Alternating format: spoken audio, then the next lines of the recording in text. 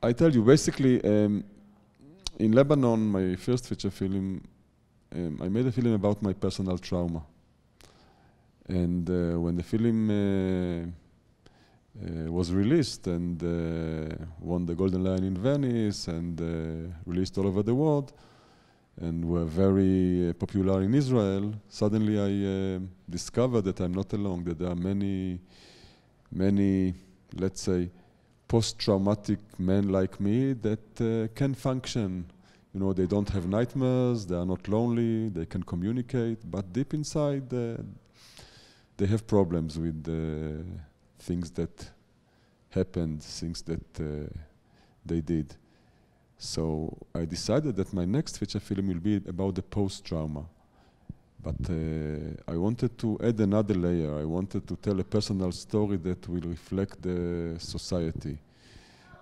So from let's say, from a wider perspective, I can say that Foxtrot deals with the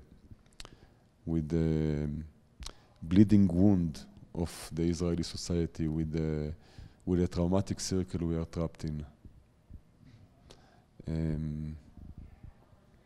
And I did it more from, you know, my experience as a writer and director than my experience as a soldier. The core of the script came out from a story that happened to me a long time ago.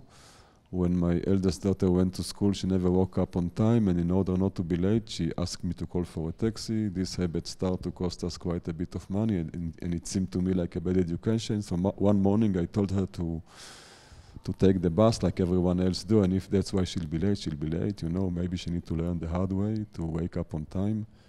Her bus was line 5, a quiet, popular bus line in Tel Aviv. About 20 minutes after she left, I hear in the radio that a terrorist blew himself up in line 5, and that dozens of people were killed. I tried to call her, of course, but the cellular operator collapsed because of the unexpected load, I guess. It was in the beginning of the cellular age. But after 1 hour, she returned home. She late for the bus that exploded, but in a few seconds, she saw it in the station, started to run, waved, but the bus left the station, and she took the next bus. And I experienced the worst hour of my life, worse than the entire Lebanon war. And I asked myself, what can I learn from this experience? Because after all, I did something that seemed to me like, you know, right and logical to do. And I realized that I can't learn anything, but I wanted to investigate, to explore, to deal with the gap between, you know, the things we control and those that beyond our control.